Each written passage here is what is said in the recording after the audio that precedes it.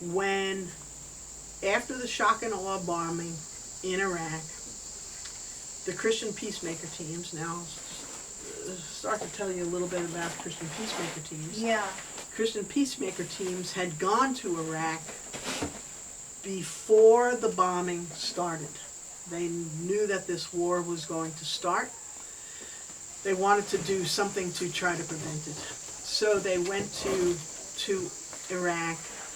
They were in Baghdad the day that and for the duration, till several weeks after the war began. They saw the missiles, the depleted uranium, or uranium weapons rather, have an interesting signature, especially during nighttime. It's easy to tell when uranium weapons are being fired because they're, as I said before, they're pyrophoric. So if it's dark, they're flying through the air. They light themselves up. Oh. So like tracers? Like tracers, and tracers were armored with depleted uranium, even back in the Vietnam. Yeah, it's been around for a while. Yes, In the been Vietnam around. War. Yes, as well. well. Like tracer bullets at about that point. They were 60s. Navy was using them in the 60s for different things. and also in Panama. In Panama. Mm-hmm. Yeah. So, and then later in the Bosnian War. Mm-hmm. That was the other place. I mean, Iraq is the Gulf War, and Afghanistan. Excellent examples, first Gulf War, Gulf War, and then Bosnia. Yes, and in Bosnia. Right. And then the Second Gulf War, and in Afghanistan, as we were saying before, likelihood that it was not only depleted uranium armored weapons, but instead possibly low enriched uranium, which I'm a little confused about, and I spoke actually with the Christian Peacemaker Teams a few days ago, that this is in fact the case. But recently we've been in contact with a scientist named Di Williams.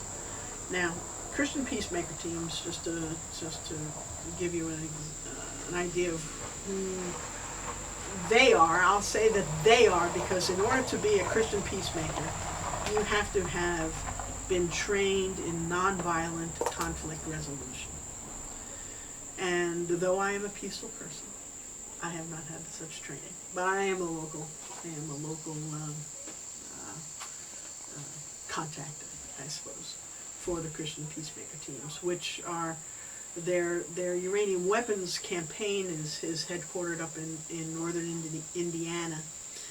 Christian Peacemaker Team's headquarters is in Chicago, and they are a group of peacemakers from all denominations, including the people who are not at all Christian, don't have any inclination toward religion at all, but instead but do agree to act in a way and to promote peace. So, and are also trained in nonviolent conflict resolution. So, a few years back, I get a call. And in your home in Jonesboro. At my home in Jonesboro. I answer the phone, and it's a man named Cliff Kindy. Oh, yes. Now, Cliff Kindy is the leader of this uranium weapons campaign for Christian Peacemaker Teams. He says to me, a fellow activist of yours is a member of the Church of the Brethren, one of the longtime peace churches. And he put me on to you, that you'd be the person to talk to. I said, okay. I don't remember what campaign I had worked on with him, but because I used to do all kinds of activism, both with respect to peace, but also with respect to various environmental issues, water, forest, land use, whatever. And so he starts to tell me about Aerojet. Now, here I am living in this 120-year-old house out in Washington County, Tennessee, And about 5 miles away from Aerojet. which is the ordnance plant. For Which has been making these uranium weapons for at least as long as I had lived in Tennessee, which was at that point about 22 years. I'd been every 6 months receiving these announcements from Aerojet in the mail saying that they were going to test their emergency sirens. I had been doing all of this environmental work, and I didn't know that there was a uranium weapons manufacturer 5 miles away from my house. So, Wow. I get this incredibly educational phone call, and I'll tell you, Cliff Kindy is an amazing person, and I hope that you will all get to meet him someday, because and I'll tell you this, because it's the truth, and it's something I told my daughter, that I have never met another person who I considered holy, other than Cliff Kindy. I'm sorry, you're all great. You're all great and wonderful. But here's a man who puts his life on the line to go to Baghdad, knowing full well that the United States was about to drop hundreds of tons of uranium weapons on that city. And he goes there with other peacemakers, to be sure. But he goes there knowing that his life is in danger. He may even be killed by the people he's trying to impress, that it's not us, the American people, who are at war with you. The government is at war with your government, and trying to make peace, and trying to say we too agree that this weapon is barbaric. But anyway, he goes, and he too is exposed to uranium dust. Now, what happens to people? Anyway, so he comes back from Iraq, forms this, had already formed this campaign. Now, one of the things that the Christian Peacemaker teams do, and by the way, all of us anti-nuclear activists are really good at this, is networking. They found, through his abilities, I mean, he can make take blood from a stone. I mean, this is the type of guy he is. Calls you, okay, I'm in. But he does this. He did the same thing with people up in. There was another, I think, a weapons manufacturer up in Wisconsin, Alliant Tech, helped that community organize against the plant, which ultimately ended up closing. There's a plant in Virginia that finishes the weapons that Aerojet Ordnance Tennessee, which is a subsidiary of GenCorp. Yes, in California. Yes, huge multinational aerospace and weapons manufacturer. For profit. So always needs to be. So he and his colleagues in Christian Peacemaker teams had made these contacts to the various communities, and also rounded up other knowledgeable people who were also not only peacemakers, but were also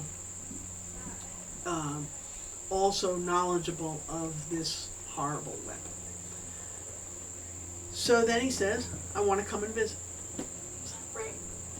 Brings down what in Christian Peacemaker Team's parlance is a delegation. So here we have people who are trained in nonviolent conflict resolution calling Jonesboro basically a conflict zone. Yes. Jonesboro, Tennessee, the oldest town in Tennessee. Storytelling One horse capital of the town. world. Yeah, storytelling, exactly. Now is considered by peacemakers to be a conflict zone because the company found an out-of-the-way place out in the county with a fair amount of poverty surrounding it to plunk its plant. Politically unconsolidated. That's right. That's right. In a congressional district, which is the way that the Eisenhower in his brilliance knew was the way that the military was going to infiltrate itself into every community in the country by putting military establishments, including for-profit corporations who are contractors, not who, because that implies that I agree that they're persons, and which I do not, that then plunk themselves down into every congressional district in the country in order to get buy-in from their congressmen. Give me the jobs, give me the income. Well, anybody who's been around Aerojet Ordnance, Tennessee, on Old State Road and outside of Jonesboro knows to say, show me the prosperity, because it's not there. Show me the prosperity. So wasn't it? Sorry, I don't know Yes. my history very well, especially in the anti-nuclear movement. But wasn't Eisenhower the one who was talking about the military-industrial That's complex? right. Yeah. And in still his farewell, doing. in his farewell So he was address. like, "Here you go. Here's what I created for you all." Well, Because yeah. there's a side story to that. But he said, beware of it. About, I mean, he certainly became extremely concerned, and as a last gift after, I mean, there were many other things that he was involved in, like creating CIA and unseating Mossadegh and I mean, he was involved in a lot of other things, but he did deliver, that message, military industrial complex. Otherwise, I mean, like government or the state and corporations are coming your way, and that's fascism, and be aware of it. It's headed. So Linda, I'm a Tennessean, and I was raised in the western part of the state, but I have family the whole length and breadth of Tennessee, and a sister up in Rogersville near Irwin. She's long been aware of that and talked about it and lamented it. And the nuclear fuel services in Irwin. And I don't know that she was aware of Jonesboro, as I've recently become aware of, thanks to the Christian Peacemaker Teams and the United for Peace and Justice event that brought us to Jonesboro. But I just wonder, you local One of my people, prouder moments. I local- organized that. That's a wonderful event. Local people to be involved. Well, what is local? Now, where I live in Asheville is just 2 hours away. You're right. But you're not in our congressional district. That's See, how you. And that's where and I'm not saying, well, first of all, neither are the Christian Peacemaker Teams in our congressional district. They will be coming down October 21st to 30th. Oh. There will be a delegation. I'm hoping that it's going to be large, because then we'll be able to cover more territory. But part of the plan, what we are planning, is to have a roundtable discussion at East Tennessee State. It'll probably be on that Tuesday evening. Would you make sure that we get notice of that, I will. either directly I will. or email? But one of the things that is most, I think, important about the Christian Peacemaker Teams is their approach. Their approach is always to engage, at least attempt to engage the company, to get a spokesperson, to have a dialogue with us. And so we will attempt at this roundtable to have at least a spokesperson from Aerojet at the table, and hopefully also somebody from the Army, because it's the government who has contracted with this company to buy the weapons. It's the military that has created this military-industrial complex. It's a military and industrial complex.